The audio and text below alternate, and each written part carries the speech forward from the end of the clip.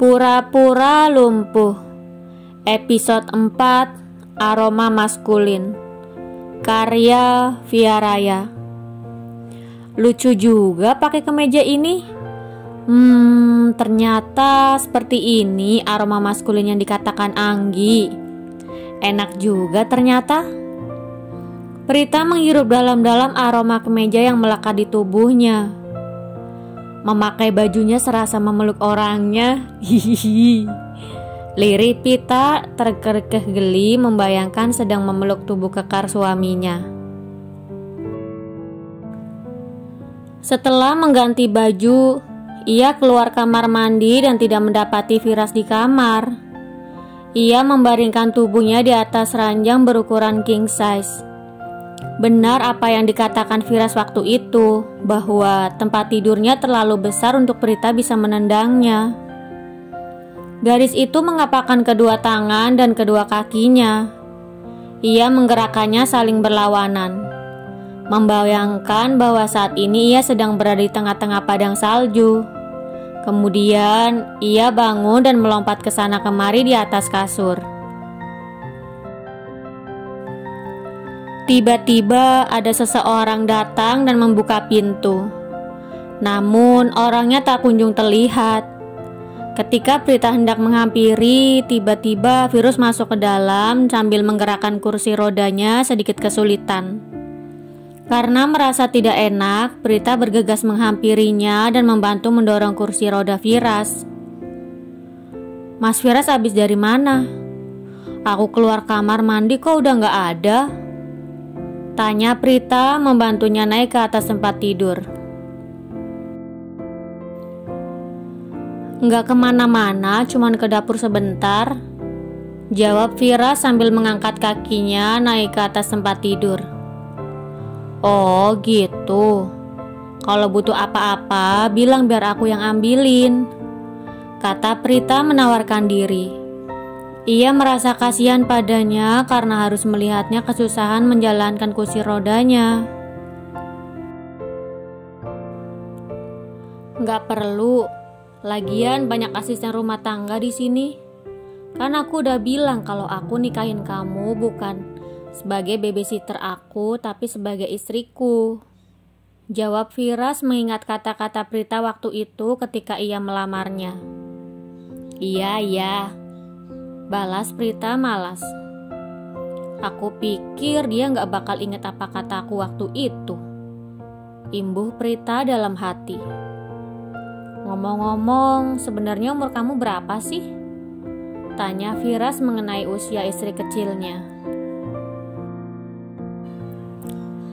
Meskipun baru kelas 3 sekolah menengah atas, tetapi perawakan Prita terlihat lebih dewasa. Meskipun demikian, wajahnya tetap terlihat seperti usianya. Udah jadi suami, tapi gak tahu usia istrinya. Dasar payah, sahut Prita mengejek sambil memalingkan wajahnya. Aku tahu, usia kamu 18 tahun kan?" kata Firas memastikan. "Udah tahu nanya, tapi lebih tepatnya 18 tahun 1 bulan. Prita menjawab dengan malas. "Kenapa tuh tangan nepuk-nepuk kasur?" tanya gadis itu sambil menepuk-nepuk kasur. "Sini, kita tidur siang dulu. Katanya ntar sore mau ke mall beli baju buat kamu," jawab Firas masih menepuk-nepuk kasur. Kalau boleh jujur, Prita masih ragu dan juga takut. Kalau ia tidur di samping Firas, apa yang akan terjadi nanti? "Kenapa pikiran aku jadi kotor gini sih?" bisik Prita dalam hati mencoba mengenyahkan pikiran kotor di benaknya. "Kenapa? Takut?" tanya Firas membuat Prita salah tingkah. Enggak. Kenapa aku harus takut?" sahut Prita sambil berjalan dan naik ke atas tempat tidur. Prita mengambil guling dan menjadikannya sebagai pembatas. Karena apa yang Firas katakan memang benar, bahwa ia takut jika dia melakukan sesuatu padanya dan ia akan hamil nanti. Ia tidak mau menjadi bahan pergunjingan dan berhenti sekolah. Walaupun ia hamilnya karena suaminya sendiri, namun tetap saja ia tidak mau. Sebenarnya bukannya ia tidak mau, tetapi belum mau dan belum siap. Ingat, ini pembatas agar Mas Firas tidak melewati batas, kata Prita merapikan guling dan bergegas membelakanginya. Batas apa yang ada di antara suami dan istri? Berani-beraninya kamu memunggungi suamimu sendiri. Dasar istri tidak punya sopan santun, sahut Firas sambil menyingkirkan guling dan memeluk Prita dari belakang. Mas Firas mau ngapain? Lepasin gak? Kata Prita sedikit bergetar karena takut. Rasa-rasanya jantung Prita akan melompat keluar.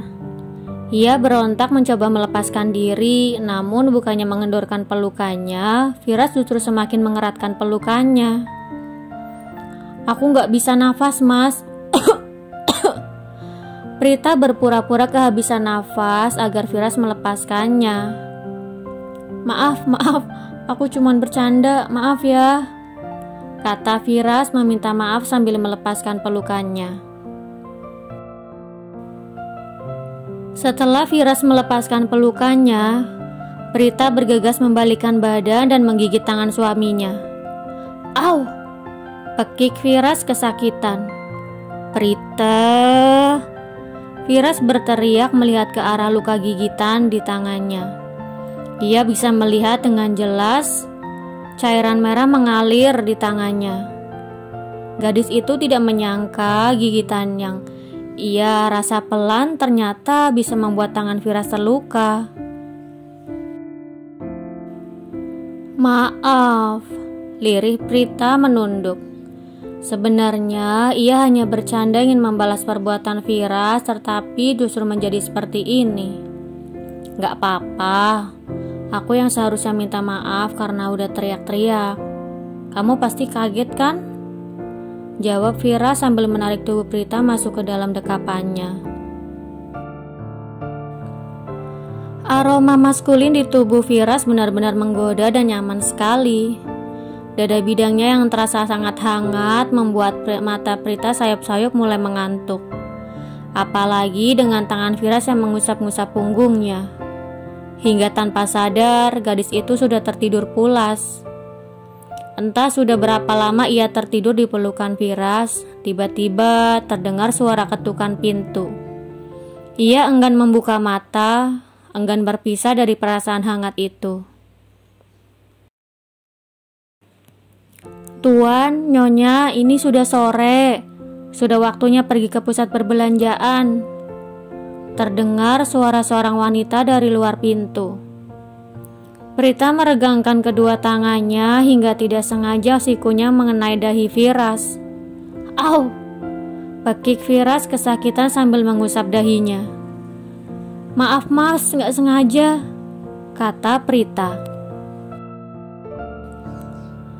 Gadis itu hendak bangun untuk membukakan pintu, namun lagi-lagi ia tidak sengaja mengenai luka Firas akibat dari gigitannya tadi.